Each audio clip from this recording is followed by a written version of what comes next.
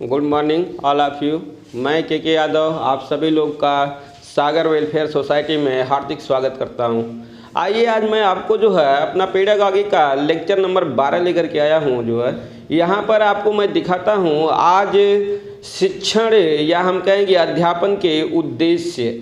यहाँ पर कहा गया है कि अध्यापन के उद्देश्य के तहत अगर देखा जाए जो है तो जो ब्लूम थियरी होती है जो है जिसे हम लोग ब्लूम टैक्सोनॉमी के नाम से जानते हैं जो है काफ़ी इम्पॉर्टेंट होती है। जो है ये हम कहेंगे कि ये हमारा चाहे टेट हो या सी टेट हो या हमारा हायर एजुकेशन के तहत बात आए फर्स्ट पेपर की जो है तो वहाँ पर भी ये हमारा जो है ब्लूम टैक्सोनॉमी से एक क्वेश्चन जरूर आता है। जो है यहाँ हम कहेंगे कि ब्लूम टैक्सोनॉमी बहुत ही इजी है, जो है बहुत ही हम कहेंगे आसान है, बस इसे हमें ध्यान से समझने की ज़रूरत है।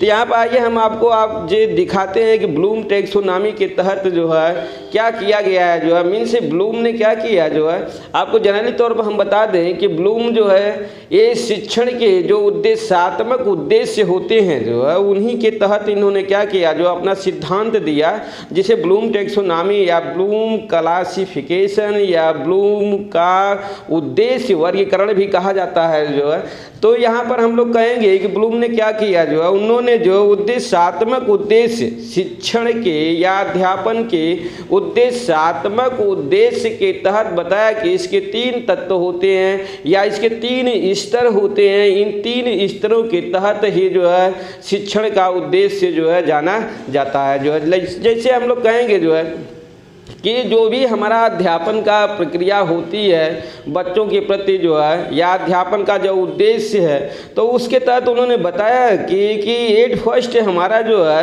कैप का प्रक्रिया चलती है जो है जिसे हम लोग कैप को ही हम लोग जो 3H के नाम से भी जानते हैं। जो है मीन्स उन्होंने बताया कि जो हमारा जो है शिक्षण का जो स्तर है वो 3 स्तरों के अनुरूप जो है हमारा चलता है। लाइक दैट फर्स्ट के तहत उन्होंने लिया जो है कैप के तहत उन्होंने अंग्रेजी वर्ड आप देखेंगे तो CAP कैप होता है। जो है तो सी के प्रोसेस में उन्होंने लिया जो है कॉग्निटिव जो है मीन्स ज्ञानात्मक ज्ञान पक्ष लिया। जो है अज्ञानात्मक ज्ञान पक्ष का संबंध मीन्स ज्ञान का संबंध उन्होंने बताया कि हेड से होता है, हेड मीन्स सिर से होता है।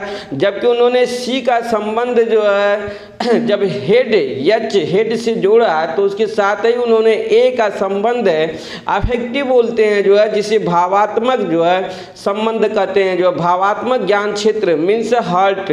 और तीसरे स्तर पर उन्होंने लिया जो है कि मनोसंचालित जो है साइको मोटर का प्रोसेस उन्होंने लिया जो है जिसे हम लोग कहेंगे जो है हैंड। तो इस तरीके से उन्होंने जो है 3 स्तरों में शिक्षण के उद्देश्यात्मक उद्देश्य को 3 स्तरों में विभाजित किया जो मस्तिष्क से लेकर के हार्ट होते हुए हैंड तक की प्रक्रिया में आता है। जो हार्ट हेड के सिस्टम में उन्होंने जो है ज्ञानात्मक पक्ष को काउंट्स किया जबकि हार्ट के प्रोसेस में उन्होंने भावात्मक पक्ष को काउंट्स किया और जबकि हैंड के प्रोसेस में उन्होंने मनो संचालित मीन्स कहेंगे गत्यात्मक पक्ष को जो है ध्यान में लेकर के उन्होंने क्या किया शिक्षण के अपने उद्देश्य को काउंट्स किया। जो है तो आइए इन्हीं तीनों को हम अच्छे से आपको जो है समझाते हैं और यहाँ से क्वेश्चन का जो प्रोसेस होता है वो हम आपको दिखाते हैं। जो है यहाँ पर देखिए शिक्षा के प्रोसेस में आपको आता है जो है शिक्षण के उद्देश्यात्मक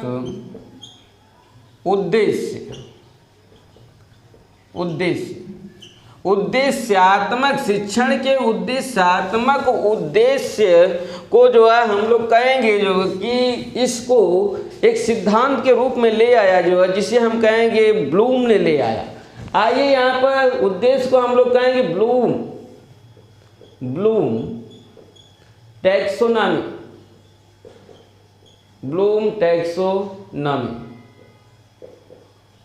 या इसी को हम लोग बोल सकते हैं ब्लूम थियरी।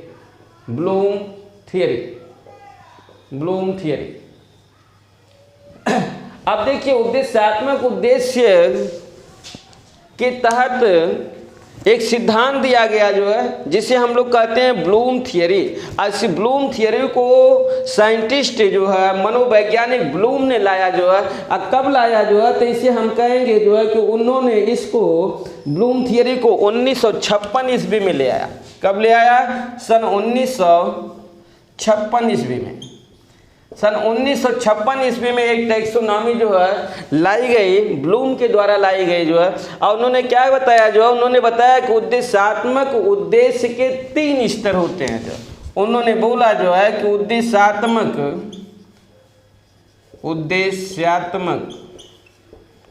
उद्देश्य के 3 स्तर होते हैं। 3 स्तर होते हैं। अब देखिए ये 3 स्तर होते हैं। तीनों स्तरों को इन्होंने काउंट्स किया जो है, कौन कौन स्तर होते हैं। पहला इन्होंने लिया जो है ज्ञानात्मक ज्ञान क्षेत्र।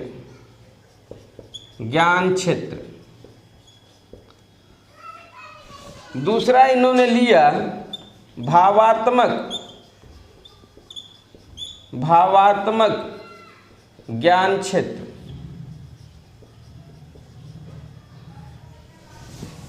तीसरा इन्होंने लिया मनोसंचालित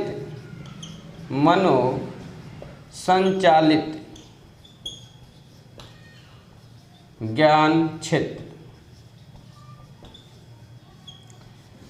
देखिए उद्देश्यात्मक उद्देश्य के 3 स्तर होते हैं जो है, ब्लूम ने बताया अपने ब्लूम टैक्सोनॉमी में जो है, जिसे बोला गया पहला ज्ञानात्मक ज्ञान क्षेत्र, दूसरा भावात्मक ज्ञान क्षेत्र और तीसरा बोला गया जो है मनोसंचालित ज्ञान क्षेत्र। अब आइए जो है इसी को जो है ब्लूम टैक्सोनॉमी को जो है यहीं पर जो है, जैसे हम लोग इंग्लिश वर्जन है जो है ज्ञानात्मक को हम लोग बोलते हैं जो है कॉग्निटिव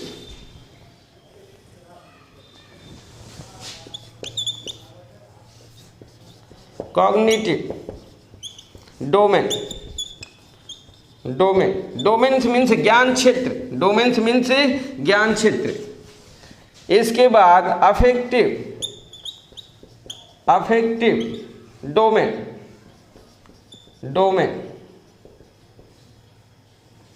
और तीसरा इन्होंने लिया जो है साइको मोटर डोमेन। अब देखिए यहीं से हमारी प्रक्रियाएं आती है। यहाँ से इन्होंने क्या लिया, सी और यहाँ से इन्होंने ए लिया और यहाँ से इन्होंने पी लिया जो है पी। इसी को बोलते हैं कैप। ब्लूम का कैप सिद्धांत भी इसे बोला जाता है। मीन्स ब्लूम ने क्या किया, उद्देश्यात्मक उद्देश्य का जो है कैप थ्योरी भी दिया जो है, जिसे हम बोलते हैं जो है कि हमारे तीनों क्षेत्र जो है 3 जगहों से बॉडी के लिए गए हैं जो है। मीन्स बॉडी के 3 क्षेत्र से तीनों स्तरों को काउंट्स किया गया है जो, जैसे हम कहेंगे जो है कि यहाँ पर हमारा जो ज्ञानात्मक ज्ञान क्षेत्र होता है जो है, ये हमारा जो है लिया गया हेड से लिया गया। इसका संबंध किससे होता है, हम कहेंगे इसका संबंध हेड से होता है। जबकि भावनात्मक ज्ञान क्षेत्र का संबंध हमारा हार्ट से होता है, हार्ट से। और जबकि तीसरा हम कहेंगे कि मनोसंचालित का संबंध हमारा हैंड से होता है, हैंड से।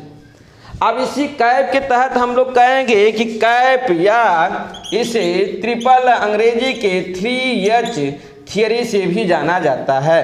तो इस तरीके से हम लोग को मालूम हो गया जो है कि ब्लूम टैक्सोनॉमी या ब्लूम थियरी हमारी कैप के नाम से भी जानी जाती है और 3H के नाम से भी जानी जाती है जो है। यहाँ पर आइए इन तीनों का अलग अलग हम आपको जो है ज्ञान देते हैं जो है। इन्हीं के तहत आपका जो है एक क्वेश्चन आपका यहीं से जो है पूर्ण हो जाता है जो है, जो इन तीनों स्तरों के तहत लिया गया है जो है कि ये बॉडी का हमारा जो कैप का सिस्टम होता है शिक्षण का उद्देश्य में जो है ज्ञानात्मक क्षेत्र मीन्स हेड से इसका संबंध होता है। भावनात्मक ज्ञान क्षेत्र का हमारा जो है हम कहेंगे जो है कि हार्ट से संबंध होता है, जबकि मनोसंचालित ज्ञान क्षेत्र का संबंध हमारे हैंड से होता है। तो आइए अलग अलग एक को हम लोग क्या करते हैं देखते हैं।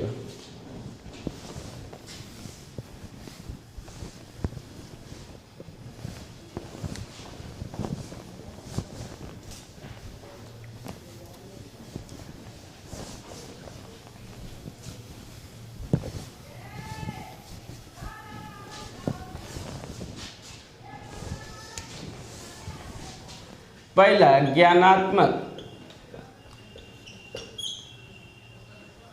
ज्ञान क्षेत्र,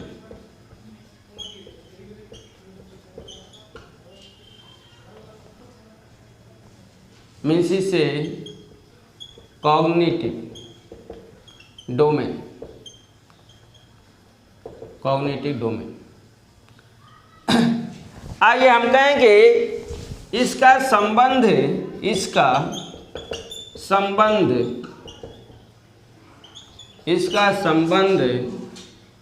सिर से होता है। सिर ऑब्लिक हम कहेंगे ब्रेन, इसका संबंध सिर ऑब्लिक ब्रेन से होता है, ब्रेन से होता है। दूसरे तहत हम कहेंगे जो है कि बौद्धिक क्षमता के विकास से संबंधित यह क्षेत्र होता है। हम कहेंगे बौद्धिक क्षमता के विकास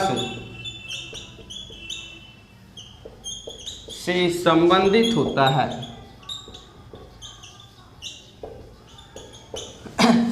और हम कहेंगे ज्ञानात्मक ज्ञान क्षेत्र को जो है 6 स्तरों में बांटा गया है, जो है इसे 6 स्तरों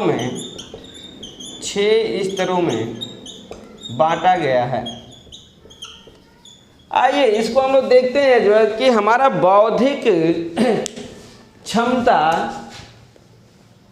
को 6 स्तरों में बांटा गया है। जो है ये कौन कौन से बौद्धिक क्षमता के 6 स्तर कौन कौन से होंगे जो है, तो पहले के तहत हम लोग कहेंगे कि इसका नंबर 1 हमारा होगा ज्ञान, नॉलेज।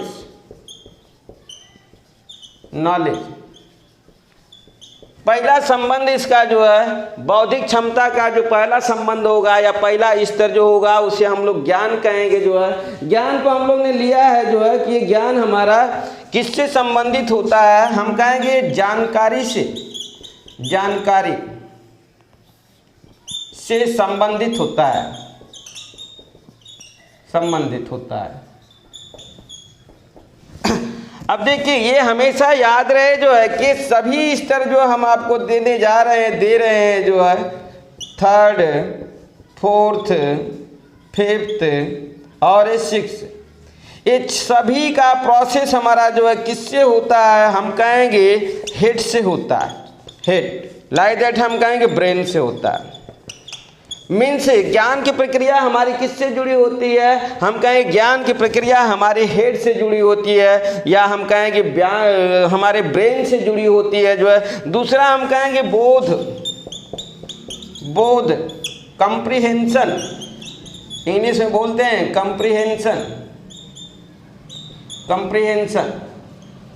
अब देखिए अर्थ के समझने से होता है, अर्थ के समझ से जो है संबंध होता है, अर्थ के समझ से संबंधित होता है, अर्थ के समझ से संबंधित होता है। अब देखिए अर्थ के समझ यहाँ पर हम लोग को काउंट करना है जो है कि ज्ञान जानकारी से संबंधित होता है, जबकि हमारा बोध अर्थ के समझ से संबंधित होता है जो है। तीसरा हम लोग कहेंगे उपयोग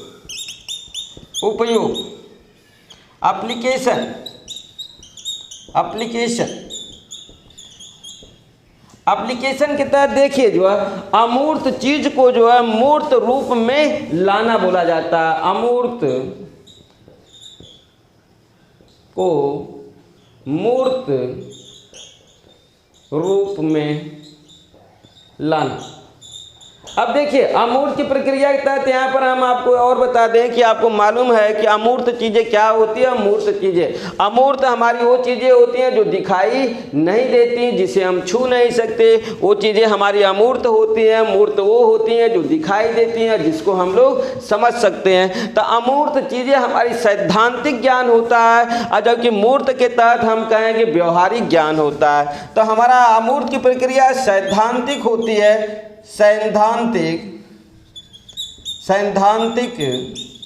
ज्ञान। अमूर्त की प्रक्रिया सैद्धांतिक ज्ञान से होती है, जबकि मूर्त का संबंध जो है व्यवहारिक ज्ञान।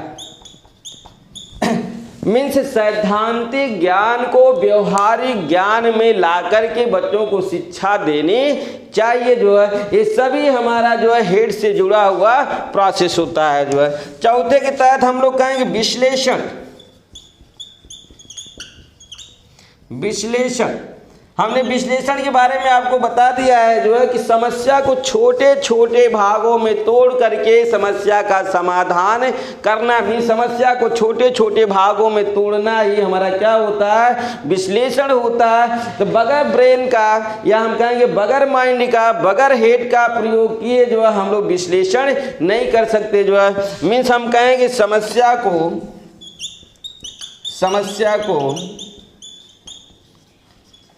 छोटे छोटे भागों में तोड़ना,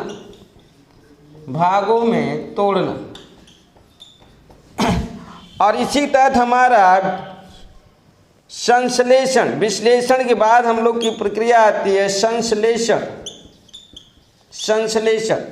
अब देखिए समस्या को छोटे छोटे भागों में तोड़ना या हम कहेंगे छोटी छोटी समस्याओं को समावित करना, हम कहेंगे छोटी छोटी समस्या को समन्वित करना, ये हमारा संश्लेषण कहलाता है। जो है जबकि लास्ट पॉइंट हम लोग का छठा आता है जो है मूल्यांकन। अब देखिए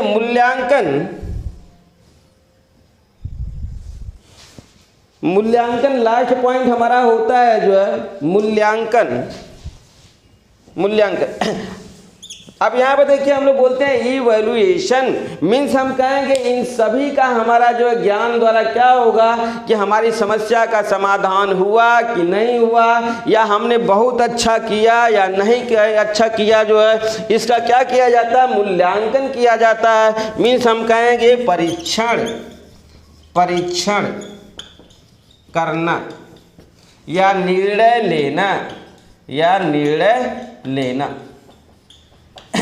इस तरीके से आपको मालूम हो गया होगा जो है कि उद्देश्यात्मक उद्देश्य में जो है ब्लूम ने जो है बताया जो है कि जो भी अध्यापन की प्रक्रियाएं होती है वो 3 स्तरों में होती है, जो है हेड, हार्ट और हैंड। तो यहाँ पर हेड के तहत हमने आपको दिखा दिया जो है कि हेड का संबंध किससे होता है। हेड का संबंध जो है हम कहें ज्ञानात्मक पक्ष का संबंध सिर या ब्रेन से होता है, ज्ञानात्मक पक्ष का संबंध बौद्धिक क्षमता से होता है। हम कहेंगे बौद्धिक क्षमता के जो है या ज्ञानात्मक ज्ञान क्षेत्र के जो है 6 स्तर होते हैं। पहला ज्ञान के तहत हम कहें जानकारी से संबंधित क्षेत्र होता है। दूसरा बोध, कंप्रिहेंशन बोलते हैं, जिसका अर्थ समझने से होता है, अर्थ के समझ से संबंधित होता है। तीसरा उपयोग, अमूर्त को मूर्त रूप में लाना या सैद्धांतिक ज्ञान को व्यवहारिक ज्ञान में ले आना हमारा जो है एप्लीकेशन के रूप में प्रयोग किया जाता है। जबकि चौथा इसका क्षेत्र विश्लेषण का होता है, जहाँ समस्याओं को छोटे छोटे भागों में तोड़ करके समाधान किया जाता है। संश्लेषण में छोटी छोटी समस्याओं को समन्वित एक साथ जोड़ करके उनका समाधान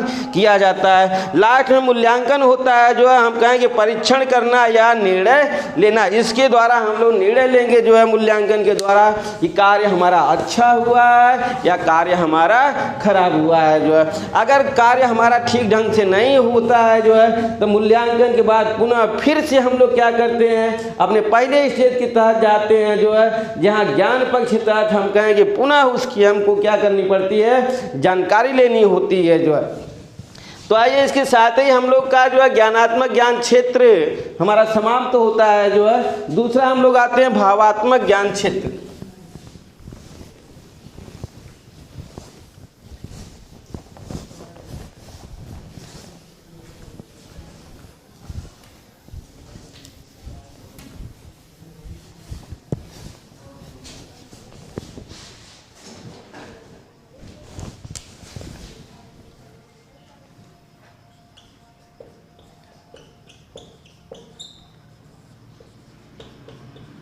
ज्ञान क्षेत्र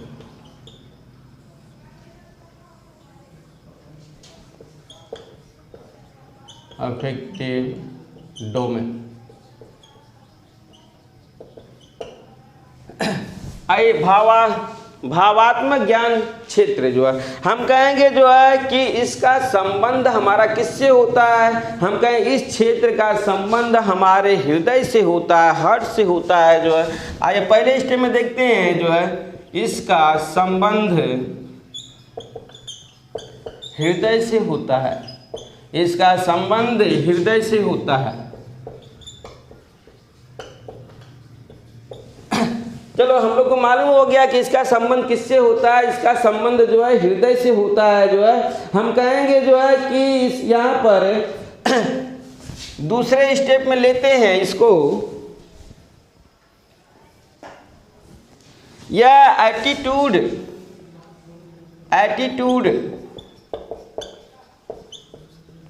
और मोटिवेशन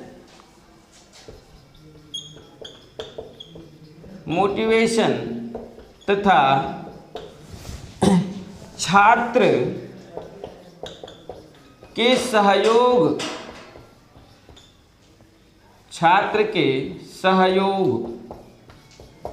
से संबंधित होता है,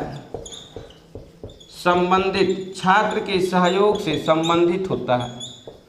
देखिए यहाँ पर मिला जो है यह क्षेत्र हमारा एटीट्यूड और मोटिवेशन से, साथ ही हम छात्र के सहयोग से संबंधित होता है। 3 पॉइंट्स यहाँ पर हम लोग को याद करना है जो है कि इसका संबंध हृदय से होता है और यह हमारा भावात्मक ज्ञान क्षेत्र जो है एटीट्यूड, मोटिवेशन और छात्र के सहयोग से संबंधित होता है जो है। हम कहें इस क्षेत्र के भी जो है भावात्मक ज्ञान क्षेत्र के भी जो है 5 स्तर होते हैं। यहाँ पर जो है हम कहेंगे इसके 5 स्तर होते हैं, 5 स्तर, 5 लेवल, 5 स्तर होते हैं, 5 स्तर होते हैं।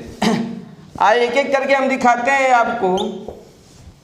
पहला रिसीविंग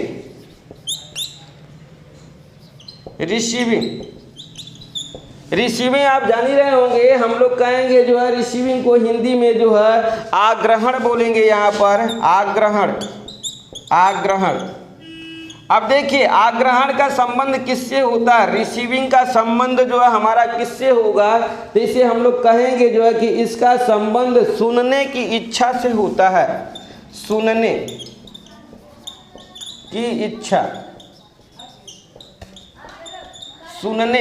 की इच्छा से होता है। इसका संबंध सुनने की इच्छा से संबंधित होता है। अब देखिए इस तरीके से हमारा रिसीविंग के बाद हम लोग कहेंगे जो है रिस्पॉन्डिंग।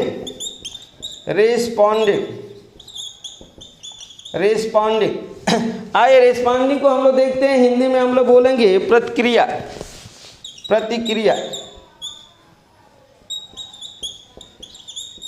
देखिए प्रतिक्रिया का संबंध किससे होता है जो है, हम कहेंगे प्रतिक्रिया का संबंध सहभागिता की इच्छा से होता है, सहभागिता की इच्छा से होता है। अब इस तरीके से देखिए जो है इन दोनों पॉइंट्स को आपको हम दिखा रहे हैं। रिसीविंग आग्रहण का संबंध किससे, सुनने की इच्छा से होता है, जबकि रिस्पॉन्डिंग मीन्स प्रतिक्रिया का संबंध सहभागिता से होता है जो है। अब इसके साथ ही हम लोग जो है तीसरे स्टेप में अपने आते हैं जो है, तीसरा स्टेप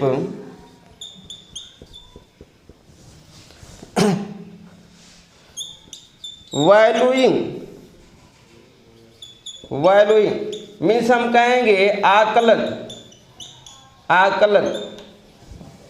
देखिए आकलन का संबंध किससे होता है जो है, जो हम सीख रहे हैं उसका क्या महत्व होता है, जो हम सीख रहे हैं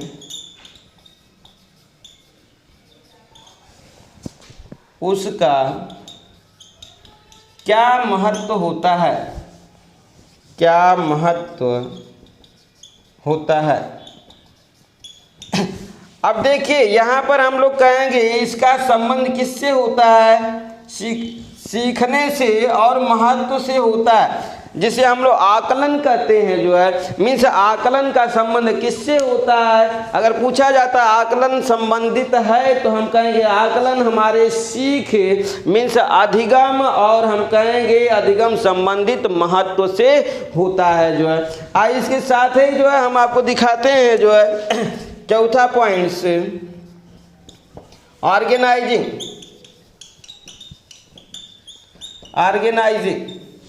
अब देखिए ऑर्गेनाइजिंग के तहत आपको मालूम ही होगा जो है हम लोग कहेंगे जो है संयोजित करना, संगठन बनाना, संयोजित करना। अब संयोजित करना जो है हम कहेंगे जो हम सीख रहे हैं जो है उसका क्या महत्व होता है जो है, उसी चीज़ को हमें क्या करना, ऑर्गेनाइज करना है। मीन्स उसको हमको क्या करना है जो है संगठित करना है जो है, बोलेंगे संगठित करना।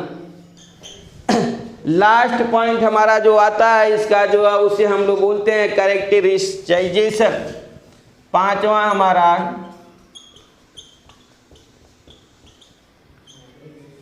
कैरेक्टराइजेशन।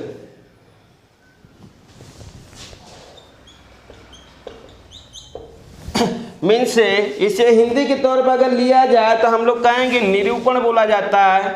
निरूपण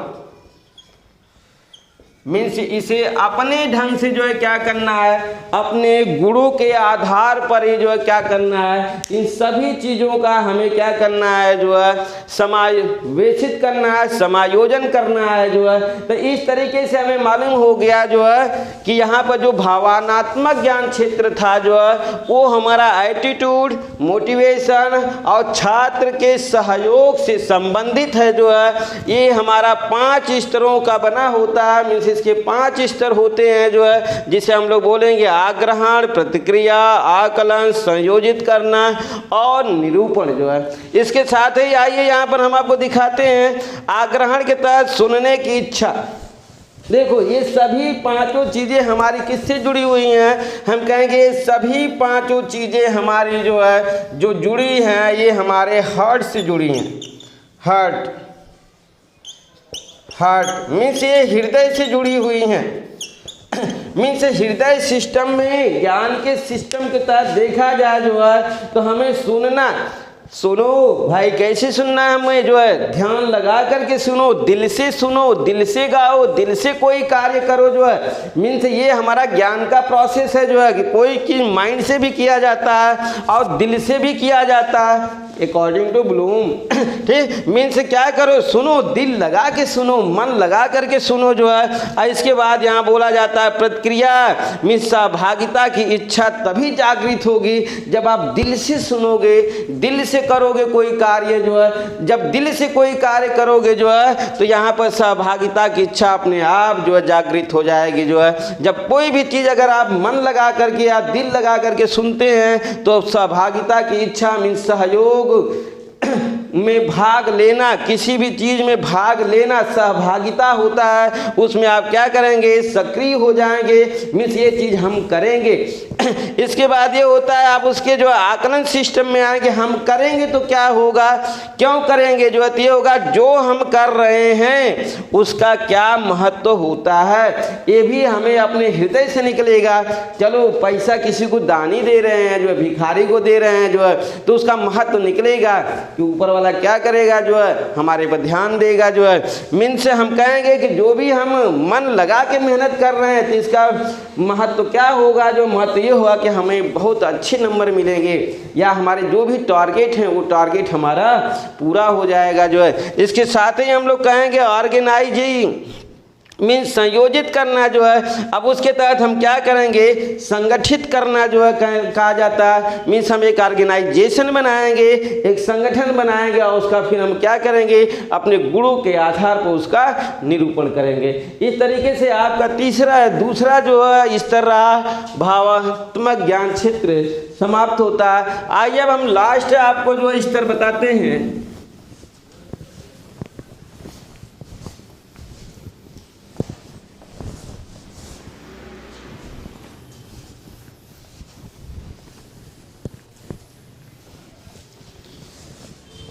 तीसरा लास्ट है हमारा मनो संचालित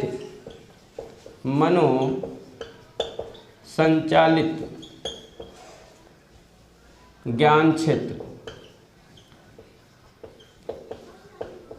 इसे बोलते हैं साइकोमोटर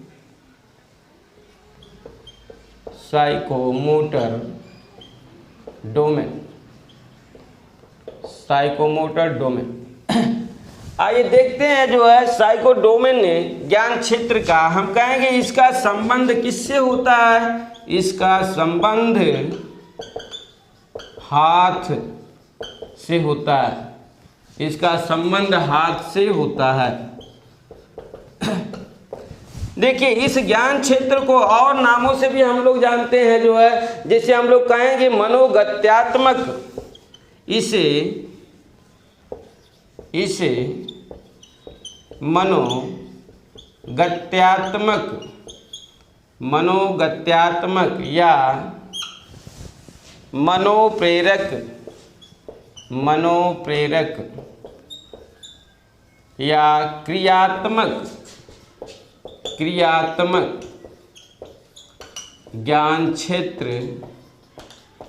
ज्ञान क्षेत्र भी कहा जाता है।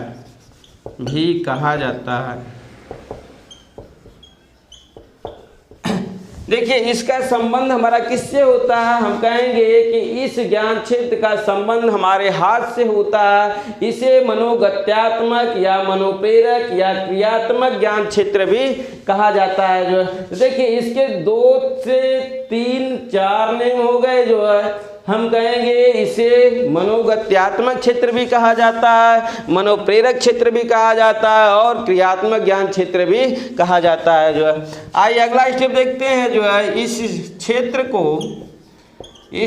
को 5 स्तरों में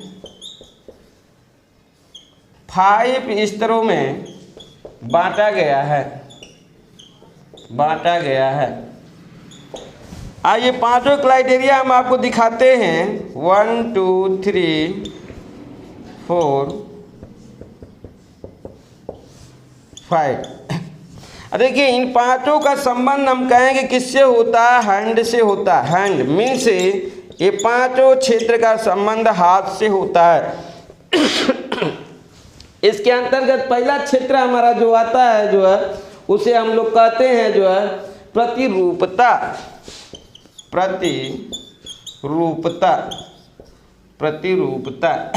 चलिए इस प्रतिरूपता को देखते हैं कि प्रतिरूपता होती क्या है। जो है हम कहेंगे कुशल व्यक्ति के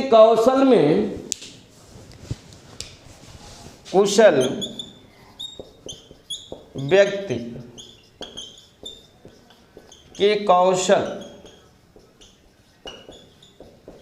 को अपनाना।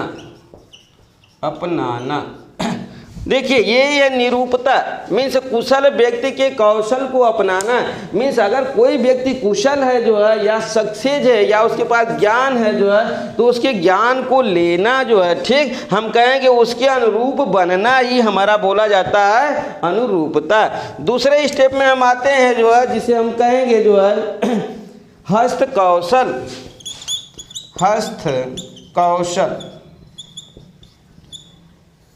अब देखिए हस्त कौशल का संबंध हमारा जो है हम कहेंगे जो है कि आत्मविश्वास से होता है। जो है मीन्स हस्त कौशल हमारा आत्मविश्वास बढ़ाता है,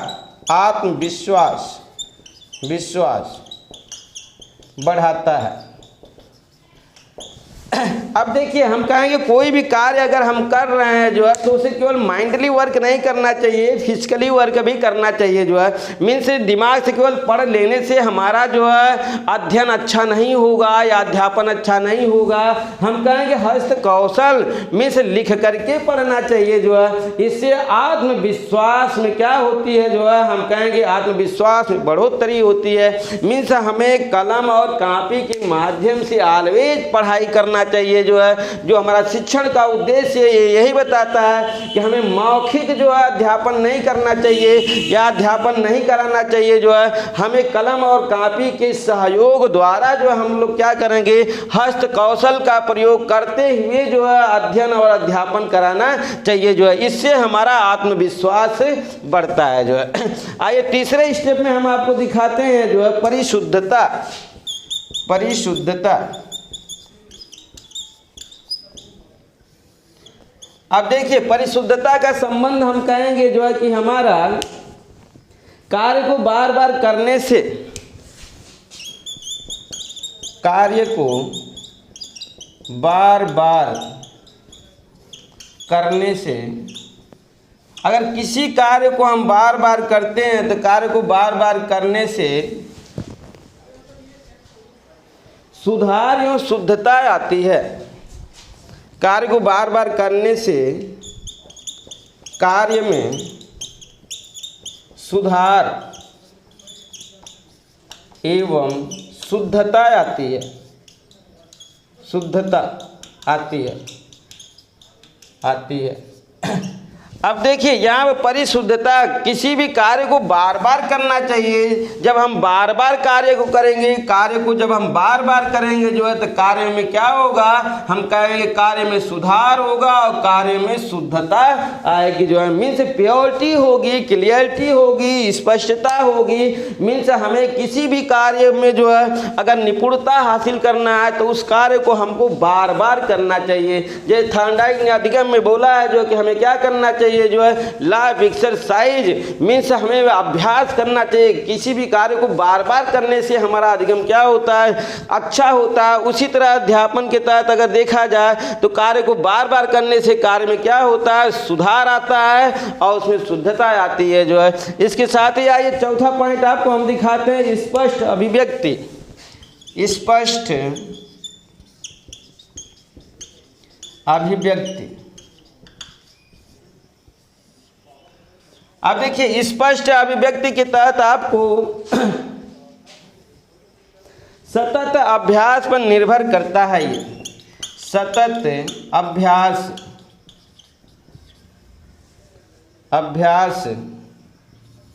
सतत अभ्यास पर निर्भर करता है।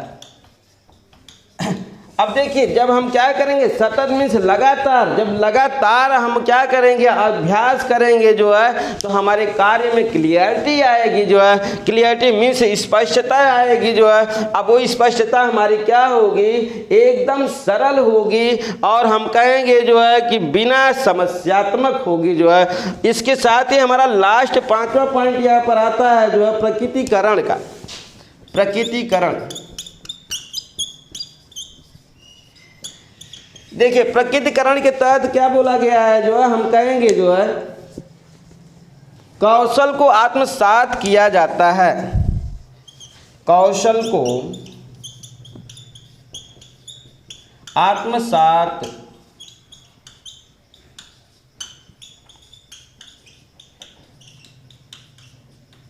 मीन्स आत्मसात किया जाता, मीन्स अर्जित किया जाता। जो भी आपके पास कौशल हैं जो है प्रकटीकरण के अनुसार कहा गया है जो है कि जो भी आप में स्किल है उस स्किल का क्या किया जाता है, आत्मसात किया जाता है। मीन्स उसको सीखा जाता है, उसको जो है क्या किया जाता है, ग्रहण किया जाता है। जो है तो इसके साथ ही यहाँ पर जो है मनोसंचालित ज्ञान क्षेत्र का जो हमने देखा कि संबंध किससे होता है, हैंड से होता है। मनोसंचालित कार्य क्षेत्र शिक्षण का जो मनोगत्यात्मक, मनोप्रेरक और क्रियात्मक ज्ञान क्षेत्र भी कहा जाता है। इस क्षेत्र के 5 स्तर होते हैं जिसे कहेंगे प्रतिरूपता, मीन्स कुशल व्यक्ति के कौशल को अपनाना चाहिए।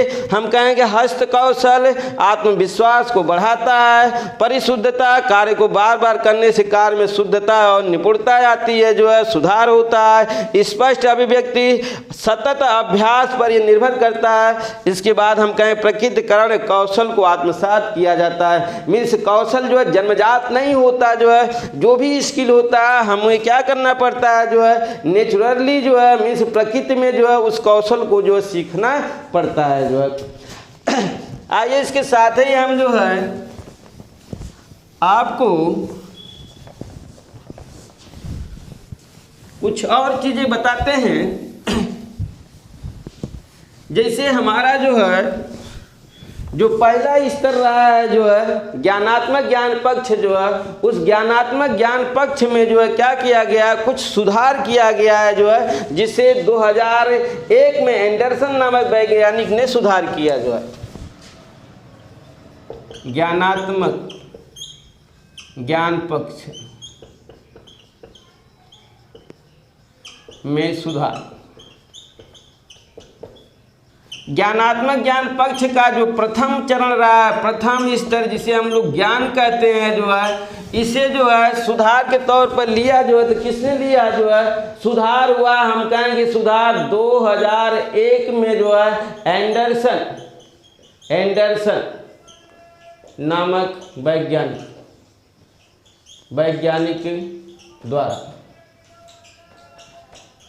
अब देखिए जो है 2001 में एंडरसन नामक वैज्ञानिक द्वारा जो है सुधार किया गया ज्ञानात्मक ज्ञान पक्ष में। जहाँ पहला इसका स्तर रहा ज्ञान जो है, इस ज्ञान को उसने जो है नाम दिया कि ज्ञान न हो करके जो है क्या होगा, ज्ञान के स्थान पर जो है इसको समझ बोला जो है कि प्रथम स्टेप इसका जो है ज्ञान नहीं होना चाहिए, क्या होना चाहिए, इसने बताया कि समझ होनी चाहिए जो है। इसके बाद जो है दूसरा इसने बोला जो है, जो दूसरा स्टेप इनका रहा, दूसरे स्टेप के तहत जो इनका बोध रहा, बोध, इस बोध को जो उसने जो है नाम दिया जो है कि ये बोध नहीं होना चाहिए जो है, ये बोध भी हमारा जो है क्या है, ये हमारा ज्ञान से संबंधित समझ, ज्ञान से संबंधित समझ होता है। जबकि ज्ञान वाले जो समझ की बातें की जाती है, तो ज्ञान वाले समझ का संबंध आपको जो है उसने लिया जो है कि ये समझ इसकी सोच से होती है जो है, ये समझ जो है सोच, ज्ञान के जो है इसने क्या कर दिया, समझ सोच, सोच से इसकी समझ का संबंध लिया। सोच मीन्स ज्ञान को उसने सोच से लिया जो है, सोच संबंधी समझ से लिया, जबकि बोध को ज्ञान से संबंधित समझ से इसने काउंट्स किया जो है। इसके बाद इनका पांचवा स्टेप रहा है जो है, पांचवा फिफ्थ का, जिसे संश्लेषण बोलते हैं। संश्लेषण को इसने जो है लिया कि संश्लेषण पक्ष पांचवा स्तर न होकर के जो है सृजनात्मकता होना चाहिए, सृजनात्मकता होनी चाहिए। अब इस तरीके से देखिए, बोध के सिस्टम पर इसने लगा दिया इसे, और ज्ञान के स्तर पर लगा दिया इसने समझ द्वारा जो है काउंट्स किया ज्ञान को। और इसके बाद जो संश्लेषण इनका पक्ष रहा, जो इसका संबंध इसने सृजनात्मकता से लिया जो है, ये 2001 के अनुसार लिया गया है जो है। आज इसी के साथ हमारा आज पेडागॉजी का 12वां लेक्चर समाप्त होता है।